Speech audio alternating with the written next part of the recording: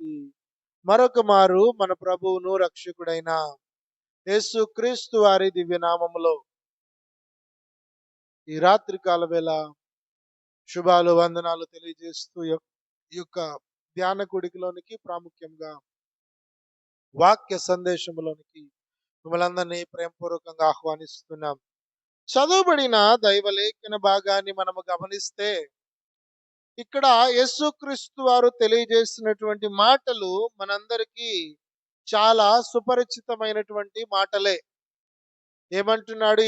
8-9 వచనాలలో, నీ చెయ్యి అయినను నీ పాదమైనను నిన్ను అభ్యంతరపరిచిన యెడల దాన్ని నరికి అగ్నిలో వేయి. నీ కన్ను నిన్ను అభ్యంతరపరిచిన యెడల దాన్ని నరికి అగ్నిలో పడవేయి. కుంటివాడిగానో అంగహీనుడుగానో నువ్వు బ్రతకడం వలన నువ్వు నిత్య రాజ్యములోనికి వెళ్ళగలవు అని ఇక్కడ యేసుక్రీస్తు వారు తెలియజేస్తూ ఉన్నారు. యేసుక్రీస్తు వారు ఈ మాటలు మాట్లాడడానికి ప్రాముఖ్యమైన ఉద్దేశం ఏంటంటే, అభ్యంతరము అనేటువంటి ఒక విషయాన్ని గురించి ఆయన ఇక్కడ మాట్లాడుతూ ఉన్నాడు. చూడండి, 7వ వచనాన్ని మనము గమనించినట్లయితే, అభ్యంతరముల వలన లోకమునకు శ్రమ, అభ్యంతరములు రాక తప్పవు గాని ఎవని వలన అభ్యంతరము వచ్చునో ఆ మనుషునికి శ్రమ. అభ్యంతరము అనగా గత కొన్ని దినాల క్రితం మనము ధ్యానం చేశాం. అభ్యంతరం అనగా ఏమిటని. అభ్యంతరము అనగా ఏమిటంటే, అది ఒక అడ్డుబండ లాంటిది, ఒక అవరోధము లాంటిది. చూడండి, మనము ఎక్కడెప్పుడైనా ప్రయాణం చేస్తున్నప్పుడు, రోడ్ల మీద ప్రయాణం చేస్తున్నప్పుడు డైవర్షన్లు పెడతారు. రోడ్డు పని జరుగుతూ ఉంది, మీరు ఈ దిశలో వెళ్ళండి అని కొన్ని డైవర్షన్స్ పెడతారు. ఈ విధమైనటువంటి ప్రయాణం మీరు చేయకూడదు, ముందు రోడ్డు పని జరుగుతూ ఉంది కాబట్టి మీరు మరొక మార్గంలో మీరు మీ ప్రయాణాన్ని కొనసాగించమని కొన్ని నిరోధాలు పెడతారు. కొన్ని వాటిని సైన్ బోర్డ్స్ పెడతారు. అవి ఏమి చేస్తాయంటే, మన ప్రయాణమును మరొక దిశలోనికి మారుస్తాయి. మనం వెళ్ళాల్సిన మార్గములో కాకుండా మరొక మార్గములో వెళ్ళడానికి అవి మన యొక్క ప్రయాణాన్ని మార్పు చేస్తాయి. దేవుని వాక్యం వింటున్నటువంటి ప్రియ సంగమా, ఈ అభ్యంతరాలు కూడా ఎలాంటివంటే, మనము వెళ్ళాల్సినటువంటి మార్గాన్ని, మనము చేరుకోవాల్సినటువంటి గమ్యాన్ని ఆధ్యాత్మిక స్థితిలో చేరుకోనివ్వకుండా కొన్ని అడ్డంకులుగా ఉన్నాయి, కొన్ని అడ్డుబండలుగా ఉన్నాయి. ఇక్కడ మనము గమనించినట్లయితే, అభ్యంతరము అనే మాటని ఇంగ్లీష్ బైబిల్లో అఫెన్స్ అని రాయబడి ఉంది. గ్రీకు భాషలో దాన్ని స్కాండలోన్ అన్నాడు. దాని యొక్క మూలము లేకపోతే దాని యొక్క నిజమైన అర్థాన్ని మనము గమనించినట్లయితే, ట్రిప్ అప్, స్ట్రంబుల్ అని దాని యొక్క అర్థాలు ఉన్నాయి. ట్రిప్ అప్ అంటే అర్థం ఏంటంటే జారిపోవడం, స్ట్రంబల్ అంటే తడబాటు. నడిచేటప్పుడు కొన్ని సందర్భాల్లో ఏదైనా కాలు కింద గుంత లాంటిది కానీ రాయి లాంటిది కానీ పడ్డప్పుడు మన నడక తడబడుతుంది. ఏదైనా జారుడు వస్తువు మీద కానీ కాలు వేసినప్పుడు జారి పడిపోతాం. దేవుని వాక్యం వింటున్న ప్రియ సంగమా, ఈ అభ్యంతరాలు కూడా క్రైస్తవ విశ్వాస జీవితానికి పడిపోవడానికి, తడబడడానికి, జారిపోవడానికి అవి సహకరిస్తూ ఉంటాయి. అందుకని యేసుక్రీస్తు వారు అంటారు, మీ జీవితంలో ఉన్నటువంటి అభ్యంతరాలను తొలగించుకోవడానికి ప్రయత్నము చేయండి. ఒకానొక సందర్భంలో యేసుక్రీస్తు వారి శిష్యులలో ఒక వాదము మొదలైంది. ఒకరిని ఒకరు వాదించుకుంటూ ఉన్నారు, ఒకరిని ఒకరు బలపరుచుకుంటూ ఉన్నారు. ఏ విషయంలో బలపరుచుకుంటున్నారు? నేను గొప్పవాడను కాదు, నేను గొప్పవాడను అని యేసుక్రీస్తు వారి శిష్యులు ఒకరిని ఒకరు వాదించుకుంటూ ఉన్నారు. ఒక శిష్యుడు అంటాడు, నేనే మొదటగా పిలువబడిన వాడను, కాదు నేను ఆయనకు చాలా ప్రియమైన వాడను.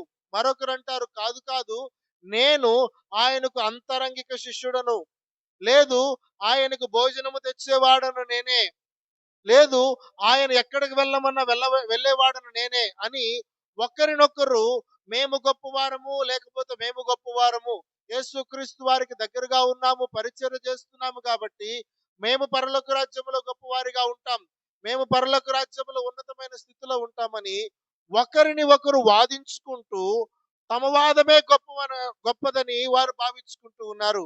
అప్పుడు యేసుక్రీస్తు వారు వారి వాదమును గమనించి, వారి తర్కమును గమనించి ఏమంటున్నాడు చూడండి, పై వచనాల్లో గమనించినట్లయితే 3వ వచనము, మీరు మార్పు నొంది బిడ్డల వంటి వారైతేనే గాని పరలోక రాజ్యములో ప్రవేశింపలేరు. మీ జీవితాలు మారాలి, మీ హృదయాలు మారాలి, మీ వ్యక్తిత్వము మారాలి. ఆ సందర్భములో ఆయన ఏమంటున్నాడంటే అభ్యంతరాల గురించి మాట్లాడుతూ ఉన్నారు. ఓ శిష్యులారా, మీరు నాకు పరిచర్య చేస్తున్నారు, మీరు నాతో పాటు పరిచర్యలో ఉన్నారు, నాతో పాటు సేవ చేస్తూ ఉన్నారు, సువార్త ప్రకటిస్తూ ఉన్నారు, గొప్ప కార్యాలు చేస్తూ ఉన్నారు, వెళ్ళమన్న చోటుకు వెళుతున్నారు, చేయమన్న పని చేస్తూ ఉన్నారు, అనేకులను దేవుని మార్గంలోనికి నడిపిస్తున్నారు. కానీ మీలో అభ్యంతరాలు ఉన్నాయేమో జాగ్రత్త పడండి. మీలో అడ్డుబండలు ఉన్నాయేమో జాగ్రత్త పడండి. మీరు జారేటువంటి స్వభావము ఉందేమో జాగ్రత్త పడండి. తడబాటుని కలిగించేటువంటి గుంతలు, అడ్డురాళ్ళు ఏమైనా మీ పాదాలకు అడ్డు తగులుతూ ఉన్నాయేమో జాగ్రత్త పడండి అని యేసుక్రీస్తు వారు తెలియజేస్తూ ఉన్నారు. యేసుక్రీస్తు వారు వారిని జాగ్రత్త పడగమని చెబుతూ ఉన్నాడు. జాగ్రత్తగా ఉండండి, లోకముల అభ్యంతరాలు రాకుండా ఉండవు. చూడండి 7వ వచనములో ఆయన అంటాడు, అభ్యంతరము వలన లోకమునకు శ్రమ, అభ్యంతరములు రాక తప్పవు. అభ్యంతరాలు తప్పకుండా వస్తాయి, అడ్డుబండలు తప్పకుండా వస్తాయి, గుంతలు ఉంటాయి, జారుడు వస్తువులు, జారుడు నేల, జారుడుకరమైనటువంటి పరిస్థితులు నీ ఆధ్యాత్మిక జీవితాల్లో తారసపడుతూనే ఉంటాయి. కానీ ఆ అభ్యంతరాలను జయించడానికి ప్రయత్నం చేయి. ఈ అభ్యంతరాలను జయించడానికి ఎంతవరకు వెళ్ళొచ్చు? నేను నాలో ఉన్న బలహీనతలు జయించడానికి ఎంతవరకు వెళ్ళొచ్చు? ఎంతవరకైనా వెళ్ళొచ్చు. నిన్ను నీవు శిక్షించుకోవడానికి కూడా నువ్వు సిద్ధపడొచ్చు. అందుకని ఆయన 8, 9 వచనాల్లో అంటాడు.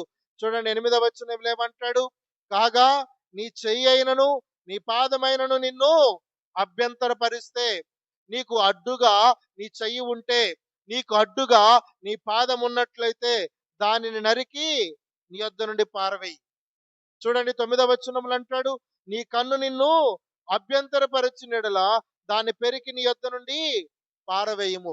నీ దేహము సైతము నీకు అభ్యంతర కారణముగా ఉంటే, నీ దేహము సైతము నిన్ను అడ్డుబండగా మార్చబడితే, నీ దేహము సైతము నిన్ను పడిపోవడానికి, జారిపోవడానికి, నిన్ను ఆ రకమైనటువంటి పరిస్థితుల్లోనికి అది పురికొల్పుతూ ఉంటే దానిని నరికి వేసుకో, తీసివేసుకో. ఎందుకయ్యా తీసివేసుకుంటే ఏమవుతుంది? చూడండి ఆయన ఏమంటాడు, 8వ వచనము 2వ భాగాన్ని మనం గమనిస్తే, 2 చేతులను 2 పాదముల కలిగి నిత్యాగ్నిలో పడవేయబడుట కంటే కుంటివాడవుగానో అంగహీనుడవుగానో జీవములో ప్రవేశించుట నీకు మేలు. 2 చేతులు కలిగిన వాడివిగా నిత్యాగ్నిలో పడవేయబడుట కంటే కుంటివాడవుగానో అంగహీనుడవుగానో నిత్య రాజ్యములోనికి ప్రవేశించుట. ఎందుకు? అభ్యంతరాలను జయించడానికి, అడ్డుబండలను అధిగమించడానికి, నిన్ను నీవే శిక్షించుకోవడానికి కూడా సిద్ధపడని ఎందుకు చెబుతున్నాడంటే, నీ యొక్క చెయ్యి లేకపోవడం వల్ల, నీ పాదము లేకపోవడం వల్ల ఈ లోకంలో బ్రతికినప్పుడు నువ్వు అంగహీనుడిగా బ్రతకొచ్చు, కుంటివాడిగా ఉండవచ్చు. కానీ నిత్య రాజ్యములోనికి నీవు ప్రవేశించగలుగుతావు. నిత్య రాజ్యాన్ని నీవు స్వతంత్రించుకోగలుగుతావు. దేవుని వాక్యం వింటున్నటువంటి ప్రియ సంగమా, నీ కన్ను నిన్ను అభ్యంతరపరిస్తే పెరికి పారవై. ఈరోజు ఒక కన్ను లేకుండా ఒక కన్నుతోనే బ్రతకవచ్చేమో కావచ్చు, లేకపోతే 2 కన్నులు లేకుండా కూడా బ్రతకవచ్చేమో గాని 2 కన్నులు కలిగి నువ్వు ఏమంటున్నాడు చూడండి, అగ్నిగల నరకములో పడవేయబడతావేమో. కాబట్టి ఏమంటున్నాడు ఆయన అక్కడ, నీ యొక్క కన్నులు కలిగి అగ్నిగల నరకములో పడవేయబడుట కంటే ఒక కన్ను కలిగి జీవములో ప్రవేశించుట మేలు. దేవుని వాక్యం వింటున్న ప్రియ సంగమా, మనలో ఉన్న అభ్యంతరాలను జయించడానికి, మనలను మనము శిక్షించుకోవడానికి కూడా సిద్ధపడమని దేవుని వాక్యము తెలియజేస్తుంది. ఈ శిక్షించుకోవడం వల్ల నా శరీరము నష్టపోతుంది కదా, నా అవయవాన్ని నేను పోగొట్టుకుంటాను కదా, లేకపోతే మరొక దాన్ని నేను పోగొట్టుకుంటాను కదా కానీ నిత్య రాజ్యములోనికి నీవు ప్రవేశించగలవు. ఈ మాట యేసుక్రీస్తు వారు 2 పర్యాయాలు చెప్పాడు. ఈ అభ్యంతరపరుస్తున్నటువంటి నీ దేహమును గాని, అభ్యంతరపరుస్తున్నటువంటి నీ కన్నును గాని పెరికి వేసుకొనమని, నరికి వేసుకొనమని 2 సందర్భాల్లో చెప్పాడు. మొదటి సందర్భము మత్తయి సువార్త 5వ అధ్యాయము 29, 30 వచనాలలో కూడా ఆయన మాట్లాడుతూ ఉన్నాడు. చూడండి, 5వ అధ్యాయము మత్తయి సువార్త 29, 30 వచనాలు. నీ కుడి కన్ను నిన్ను అభ్యంతరపరచిన యెడల ఆ పెరికి నీ యొద్ద నుండి పారవేయము. నీ దేహమంతయు నరకములో పడవేయబడకుండా నీ అవయవములలో ఒకటి నశించుట నీకు ప్రయోజనకరము కదా. నీ కుడి చెయ్యి నిన్ను అభ్యంతరపరిచినట్లా దాని నరికి నీ యొద్ద నుండి పారవేయము. నీ దేహమంతయు నరకములో పడకుండా నీ అవయవములో ఒకటి నశించుట నీకు ప్రయోజనకరము కదా. ఈ ఒకే విషయాన్ని నీ యొక్క అభ్యంతరాలను దాటడానికి నీ శరీరాన్ని కూడా నీవు కష్టపెట్టుకోవడానికి, హింసించుకోవడానికి సిద్ధపడిన విషయాన్ని 2 పర్యాయాలు చెప్తూ ఉన్నాడు. కారణం ఏంటంటే అంత ప్రాముఖ్యమైన విషయముగా ఆయన మాట్లాడుతూ ఉన్నాడు. ఏదైనా విషయాన్ని ఎక్కువ సార్లు చెబుతున్నారంటే దాని అర్థం ఏంటంటే అది అంత ప్రాముఖ్యమైన విషయము, అంత ఉపయోగకరమైనది, అంత అవసరమైన విషయముగా ఉంటుంది. కాబట్టి యేసుక్రీస్తు వారు ఇదే విషయాన్ని రెండు మార్లు చెప్పాడు. మొదటగా కొండ మీద ప్రసంగ సమయంలో 5వ అధ్యాయంలో చెప్పాడు. ఆ తదుపరి శిష్యులతో కూడా మరొక మారు ఇదే విషయాన్ని చెబుతూ ఉన్నాడు. దేవుని వాక్యం వింటున్న ప్రియ సంగమా, అభ్యంతరాలను తొలగించుకోవడము, అభ్యంతరాలను అధిగమించడం అనేది చాలా ప్రాముఖ్యమైనది. క్రైస్తవ విశ్వాస జీవితానికి చాలా ప్రాముఖ్యమైనదిగా మనకు కనబడుతుంది. ఆ 2 వచనాలను, 2 సందర్భాలను అనగా మత్తయి సువార్త 5వ అధ్యాయము 29, 30 వచనాల సందర్భాన్ని, మత్తయి సువార్త 18వ అధ్యాయము 8, 9 వచనాల సందర్భాన్ని గమనిస్తే రెండిటిలో మనకు కొన్ని 2 పదాలు మనకు వ్యత్యాసము కనిపిస్తాయి. చూడండి, 8వ వచనములో చదువుకున్న మూల భాగములో 8వ వచనములో ఏ మాట వ్రాయబడి ఉంటుందంటే, చూడండి, 2 చేతులను 2 పాదములు కలిగి నిత్యాగ్నిలో పడవేయబడుట కంటే, ఇక్కడ నిత్యాగ్ని అనే మాట కనబడుతుంది. 9వ వచనములో కూడా మనం గాని గమనించినట్లయితే 2 కన్నులు కలిగి అగ్నిగల నరకములో పడవేయబడుట కంటే, ఈ 2 పదాలు చాలా ప్రాముఖ్యమైనవి. ఈ 2 పదాలను ఒకసారి మనం గమనించినట్లయితే మొదటగా ఏమంటున్నాడు? నిత్య అగ్ని, నిత్యమైనటువంటి అగ్ని. ఆ మాటకి గ్రీకు భాషలో అయోనియోస్ అనే పదాన్ని ఉపయోగించాడు. నిత్య అగ్నికి, నిత్యమైనది అనే మాటకు అయోనియోస్ అనే పదాన్ని ఉపయోగించాడు. దాని అర్థం ఏంటంటే అది గతములో ఉంది, ప్రస్తుతం ఉంది, భవిష్యత్తులో కూడా ఉంది అనే సందర్భములో వాడబడేటువంటి పదము. అర్థమవుతుందా? ఏంటి దాని యొక్క అర్థము? అది గతములో ఉంది, ప్రస్తుతములో ఉంది, భవిష్యత్తులో కూడా ఉంది. అనగా నిత్యమైనది, శాశ్వతమైనది, అది నిరంతరము మండుచూ ఉండేది. ఆయన నిత్యమైన అగ్నిని ఏర్పాటు చేస్తున్నాడు. మన దేవుడు నిత్యమైన వాడు. మన దేవుడు గతములో ఉన్నవాడు, మన దేవుడు ప్రస్తుతము ఉన్నవాడు, మన దేవుడు భవిష్యత్తులో కూడా ఉండేవాడు. ఆ దేవుడే తీర్పు విషయమైనటువంటి అగ్నిని గతములో ఉంచాడు, ప్రస్తుతం ఉంచుతున్నాడు, భవిష్యత్తులో కూడా ఉంచబోతున్నాడు. ఇది ఆరిపోనిది, ఇది ఆగనిది, ఇది నిరంతరము మండుచు ఉండేది. కాబట్టి దేవుని వాక్యం వింటున్న ప్రియ సంగమా, నీవు గతములో తప్పు చేసినా, పాపము చేసినా, ప్రస్తుతము పాపము చేసినా, తప్పు చేసినా, భవిష్యత్తులో తప్పు చేసినా, పాపం చేసినా, నీకు ఈ నిత్యమైన అగ్నిలోనికి ప్రవేశిస్తావు. అందుకని యేసుక్రీస్తు వారు ఆ మాటని అక్కడ ఉపయోగించాడు. చూడండి ఏమంటున్నాడు? 8వ వచనము 2వ భాగములో 2 చేతులను 2 పాదములు కలిగి నిత్యాగ్నిలో పడవేయబడుట కంటే, అనగా గతములో పాపము చేసి, లేకపోతే గతములో నీ యొక్క పాపాన్ని బట్టి నువ్వు ఒప్పుకోలేకుండా మరణించితే, ప్రస్తుతము పాపము చేస్తూ ఒప్పుకోకుండా మరణానికి సమీపిస్తుంటే, భవిష్యత్తులో పాపము చేయబోతూ దానికి ఆ రకమైనటువంటి అభ్యంతరాలు నీలో కలిగి ఉంటే, నిత్యమైన దేవుడు నిత్యమైన నరకాగ్ని నీ కొరకు, నిత్యాగ్నిని నీ కొరకు నియమించున్నాడు. తదుపరి 9వ వచనములో కూడా మనం గమనించినట్లయితే అగ్నిగల నరకము అనే మాట మనకు కనబడుతుంది. ఈ అగ్నిగల నరకం అనే మాటను గ్రీకు భాషలో గిన్నా అనే పదాన్ని ఉపయోగించాడు. గిన్నా అనగా అర్థం ఏంటంటే, ఆనాటి యెరూషలేము ప్రాంతములో గిన్నోము అనేటువంటి ఒక లోయ ప్రాంతం ఉంది. ఒక కొండ భాగాన ఒక లోయ ఉంది. దాన్ని గిన్నోము లోయ అని పిలుస్తారు.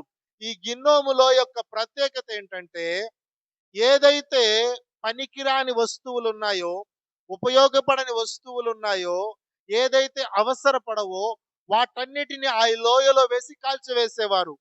అది ఆ లోయ నిరంతరము మండుతూ ఉండేది. నిరంతరము కాలుతూ ఉండేది. కాబట్టి యేసుక్రీస్తు వారు ఏమంటున్నారంటే, చూడండి ఇప్పుడు 9వ వచనాన్ని చదువుదాం. మనం ఇప్పుడు గమనించినట్లయితే, నీ కన్ను నిన్ను అభ్యంతరపరచిన యెడల దాని పెరికి నీ యొద్ద నుండి పారవేయము. 2 కన్నులు గలి అగ్నిగల నరకములో పడవేయబడుట కంటే ఒక కన్ను కలిగి జీవములో ప్రవేశించుట నీకు మేలు. ఒక కన్ను తీసివేయబడిన తర్వాత నీవు ఉపయోగపడేవాడిగా మార్చబడతావు. నిన్ను అభ్యంతరపరిచిన దాన్ని పక్కన పెట్టిన యెడల, దాన్ని నీ శరీరంలో నుండి తీసివేసుకునే యెడల నీవు ఉపయోగపడేవాడిగా ఉంటావు. కాబట్టి నీవు ఆ యొక్క లోయలో పడాల్సిన అవసరం ఉండదు.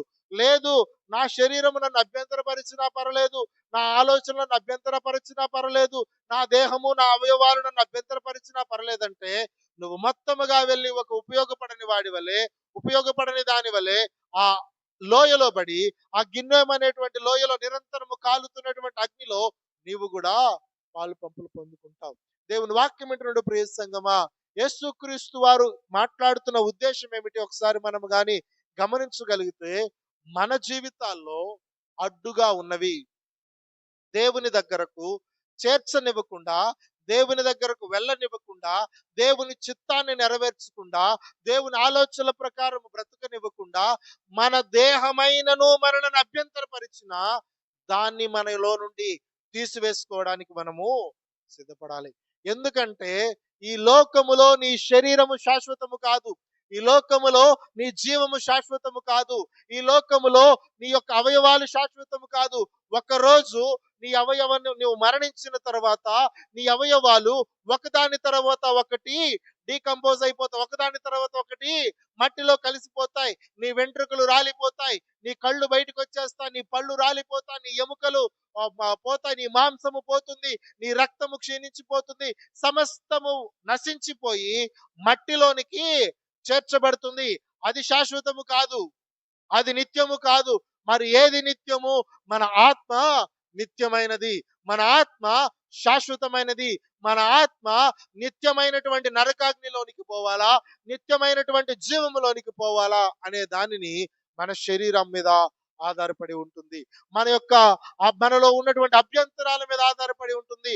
అభ్యంతరాలను ఉంచుకోవడానికి, అడ్డుబండలను ఉంచుకోవడానికి నువ్వు ప్రయత్నం చేస్తే నీ శరీరము ఒక ఉపయోగము లేని దాని వలె అగ్నిలో కాల్చివేయబడుతుంది. నీ యొక్క జీవితము పనికిరాని దాని వలనే అగ్నిలో పడవేయబడుతుంది. కాబట్టి దేవుని వాక్యము తెలియజేస్తుంది. యేసుక్రీస్తు వారు అంటున్నారు, నీలో ఉన్న అభ్యంతరాలను దాటు, నీలో ఉన్న అభ్యంతరాలను జయించు. నీ చెయ్యి పోగొడటానికంటే నీవు పరలోకములో ప్రవేశించుట ప్రయోజనకరము. నీ కన్ను పోవడం కంటే నువ్వు పరలోక రాజ్యంలో ప్రవేశించుట ప్రయోజనకరము. నీ కాలు పోవడం కంటే నువ్వు పరలోక రాజ్యంలో ప్రవేశించుట ప్రయోజనకరము. ఈరోజు దేవుని వాక్యం ఇటువంటి ప్రియ సంగమా, దేన్ని మనము ప్రయోజనకరముగా ఎంచుకుంటున్నాం? దేన్ని మన జీవితాల్లో ఉంచుకోవడానికి ఇష్టపడుతున్నాం? దేని యొక్క ఆలోచనల ప్రకారం మనము బ్రతుకుతున్నాం? ఒకసారి మనలను మనము పరిశీలన చేసుకుందాం. చూడండి, పేతురు రాసినటువంటి రెండవ పత్రిక 2వ అధ్యాయము 15 నుంచి 17 వచనాలను మనం గమనించినట్లయితే, తిన్నని మార్గములను విడచి బేయేరు కుమారుడైన బిలాము పోయిన మార్గమును బట్టి త్రోవ తప్పిపోయిరి. ఆ బిలాము దుర్నీతి వలన కలుగు బహుమానమును ప్రేమించెను. అయితే తాను చేసిన అతిక్రమము నిమిత్తం అతడు గద్దింపబడెను. ఎట్లనగా, నోరు లేని గార్ధబము మానవ స్వరముతో మాటలాడి ఆ ప్రవక్త యొక్క వెర్రితనమును అడ్డగించెను. బిలాము దుర్నీతి వలన కలుగు బహుమానమునకై పరిగెడుతూ ఉన్నాడు. దేవుని యొక్క నీతిని కాక లోకానుసారమైన నీతిని నెరవేర్చడానికి, దేవుని యొక్క ఆలోచనను కాక, దేవుని యొక్క చిత్తాన్ని కాక, దేవుని యొక్క ప్రణాళికను కాక, లోకానుసారమైన ఆలోచనను జరిగించడానికి, లోకానుసారముగా బ్రతకడానికి, లోకము చేత బహుమానము పొందాలని, లోకము చేత ఘనత పొందాలని, లోకము చేత ఖ్యాతి పొందాలని పరిగెడుతూ ఉన్నాడు. దేవుడు హెచ్చరిస్తూ ఉన్నాడు. చూడండి అక్కడ ఏమని మాట్లాడుతూ ఉన్నాడు.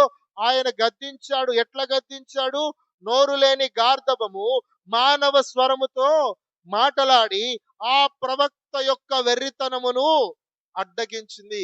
ఆ వెర్రితనమును అడ్డగించినా, ఆ వెర్రితనమును తెలియజేసినా, దేవుని యొక్క స్వరాన్ని వినిపించినా సరే, దుర్నీతి కొరకు కలుగు బహుమానమును కొరకు ఆయన పరిగెడుతున్నాడు. అందుకనే దేవుని వాక్యము తెలియజేస్తుంది. పేతురు అంటాడు తదుపరి వచనాన్ని మనము గమనించినట్లయితే ఆయన ఏమంటున్నాడో చూడండి.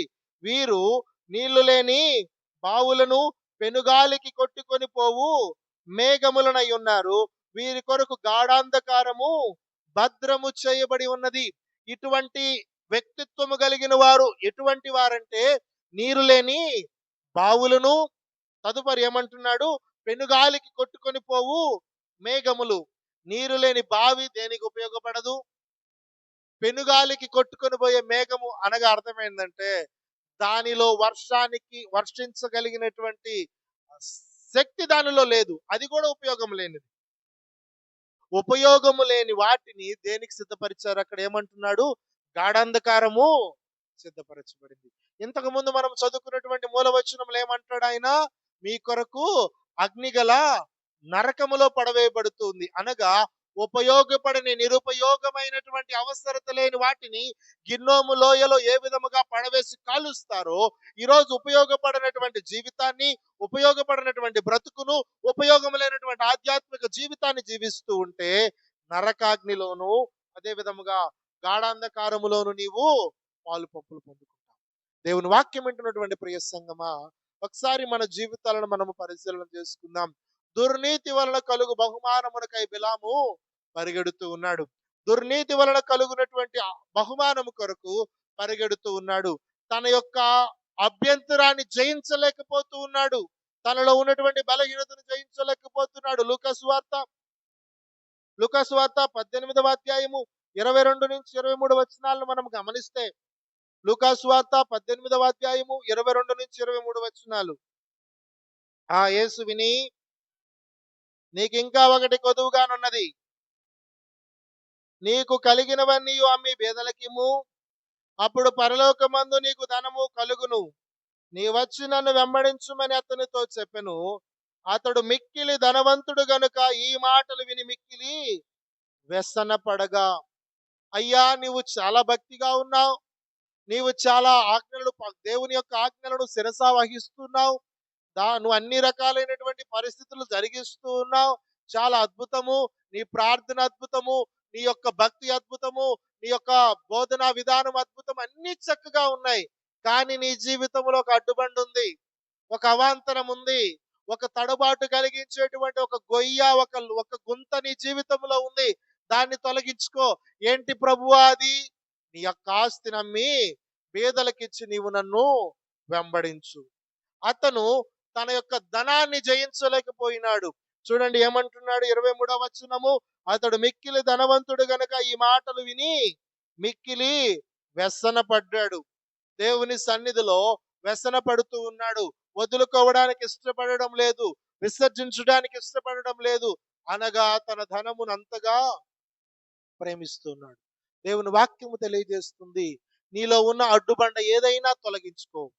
నీ శరీరమే కాదు, నీ అవయవాలే కాదు, ఏదైనా సరే, ధనమైనా మరొకటైనా, నీకు బంగారం మీద ఆశ ఉన్నా, లేకపోతే గొప్పలు చెప్పుకునేటువంటి పరిస్థితిలో ఉన్నా, లేకపోతే పొగడ్తల కొరకు ఆశపడుతూ ఉన్నా, స్వార్థం ఉన్నా, లేకపోతే అసూయ ఉన్నా, కోపము ఉన్నా, ఇటువంటివి ఏ లక్షణాలు ఉన్నా సరే అటువంటి అడ్డుబండలు నీవు తొలగించుకో. ఎందుకంటే అవి నిన్ను పడగొడతాయి.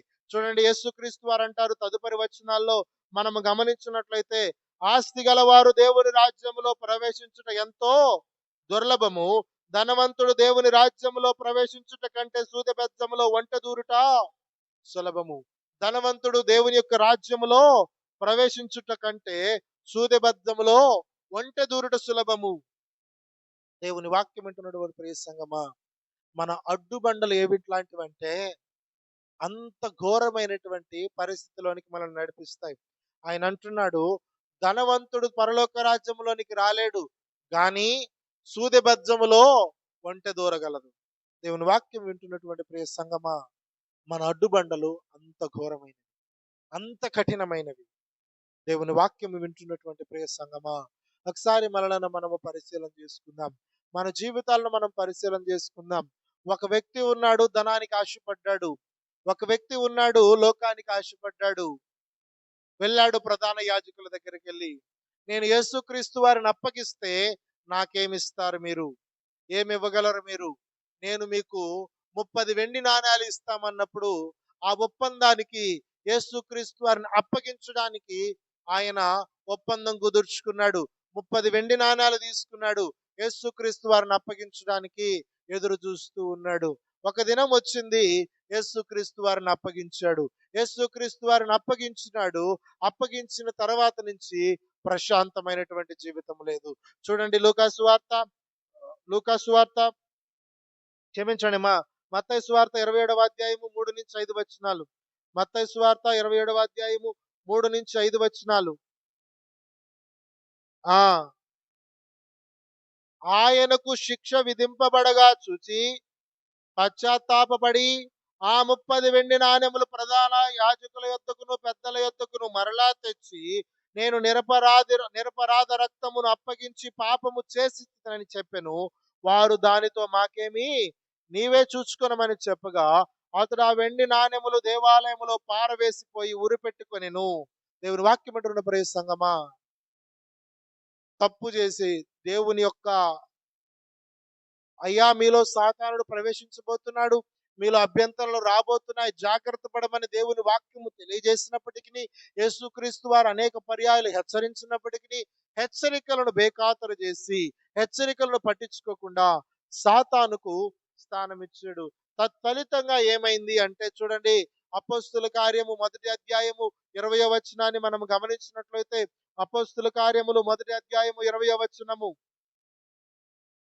అతని ఇల్లు పాడైపోవును గాక, దానిలో ఎవడును కాపురం ఉండకపోవును గాక, అతని ఉద్యోగము వేరొకడు తీసుకొనుడు గాక అని కీర్తనల గ్రంథములో వ్రాయబడినది. ఎవరి గురించి ఇక్కడ లూకా సువార్తికుడు రాస్తూ ఉన్నాడంటే, యేసుక్రీస్తు వారిని అప్పగించినటువంటి ఇస్కరియోతు యూదా గురించి మాట్లాడుతూ ఉన్నాడు.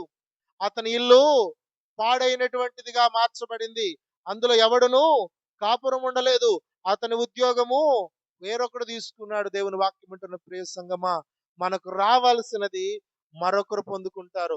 ఇస్కరియోతు యూదా అపోస్తలుడుగా ఉండవలసిన వాడు, యూదా దేవుని పరిచయం చేయవలసిన వాడు, హతసాక్షిగా మార్చబడవలసిన వాడు, దేవుని యొక్క రాజ్య సువార్తను ప్రకటించవలసిన వాడు, ఆ యొక్క పెంతెకోస్తు దినాన పరిశుద్ధాత్మను పొందుకోవలసినటువంటి పరిస్థితిలో ఉన్నవాడు. కానీ ఎప్పుడైతే పాపము చేశాడో, అభ్యంతరాన్ని అధిగమించలేకపోయినాడో, ఆయన పాపమునకు ప్రతిఫలముగా నశించిపోయినాడు. అతని ఉద్యోగము మత్తయికి వచ్చింది, అతని స్థానము, అతని అపోస్తలత్వము, అతనికి రావాల్సినటువంటి పరిశుద్ధాత్మ, అతనికి రావాల్సినటువంటి సమస్తమైనటువంటి పేరు, సమస్తమైనటువంటి ఆధిక్యత మత్తయికి వచ్చింది. దేవుని వాక్యం అంటున్నాడు ప్రియ సంగమా, ఈరోజు మనము కూడా అభ్యంతరాలు పడి మనకు రావాల్సినటువంటి నిత్య రాజ్యమును కోల్పోయి పనికి రానటువంటి వాటిని మనము సంపాదించుకుంటున్నామేమో. ఒకసారి మనలను మనము పరిశీలన చేసుకుందాం. మన జీవితాలను మనము పరిశీలన చేసుకుందాం. మన యొక్క హృదయాలను ఒకసారి పరిశీలన చేసుకుందాం. నేను అభ్యంతరాలు జయించలేక ఉపయోగపడని బావిలాగా మార్చబడ్డానేమో, నేను అభ్యంతరాలు జయించలేక పరలోక రాజ్యములోనికి చేర్చబడలేకపోతున్నానేమో, నేను అభ్యంతరాలు జయించలేక నాకు రావాల్సిన ఆశీర్వాదాన్ని వేరే వాళ్ళకి ఇచ్చేసుకుంటున్నానేమో, వేరే వాళ్ళు పొందుకునేలాగా మార్చేసుకుంటున్నానేమో. దేవుని వాక్యం అంటున్న ప్రియ సంగమా, మనం అభ్యంతరాలను దాటడానికి ప్రయత్నం చేద్దాం, అధిగమించడానికి ప్రయత్నం చేద్దాం. మత్తయి సువార్త 16వ అధ్యాయము 25వ వచనము ఆఖరిగా ముగించుకుందాం. మత్తయి సువార్త 16వ అధ్యాయము 25వ వచనాన్ని మనం గమనించినట్లయితే, యేసుక్రీస్తు వారు అంటూ ఉన్నారు, చూడండి, తన ప్రాణమును రక్షించుకొన గోరువాడు దానిని పోగొట్టుకొనును. నా నిమిత్తము తన ప్రాణమును పోగొట్టుకొని వాడు దాన్ని దక్కించుకొనును. ఇక్కడ యేసుక్రీస్తు వారు అంటున్నారు చూడండి, తన ప్రాణమును రక్షించుకొనగోరు వాడు దాన్ని పోగొట్టుకుంటాడు.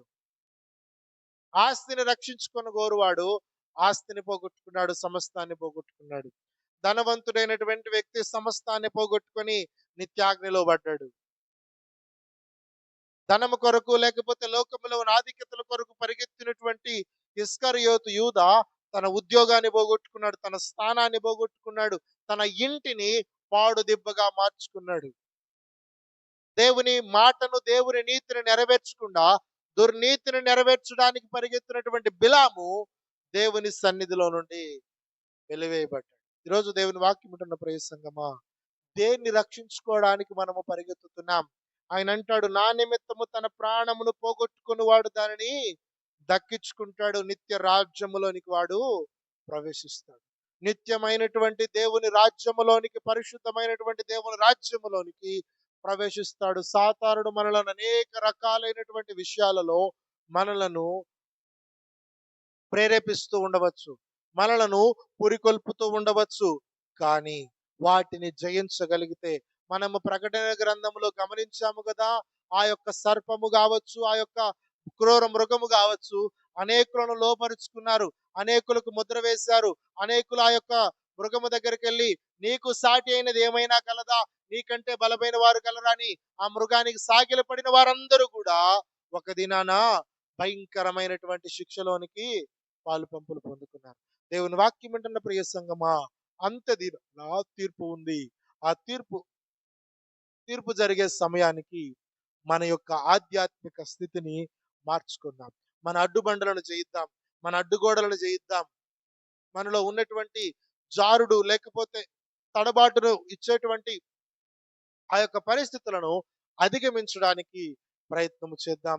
మనము అభ్యంతరములను జయించి, అభ్యంతరములను దాటి ప్రాణమును సైతము పెట్టడానికి ఇష్టపడినటువంటి వారు దాన్ని కాపాడుకుంటారు. చూడండి, యేసుక్రీస్తు వారు అన్న మాట 25వ అధ్యాయం 2వ వచనము, నా నిమిత్తము తన ప్రాణమును పోగొట్టుకుని వాడు దానిని దక్కించుకుంటాడు.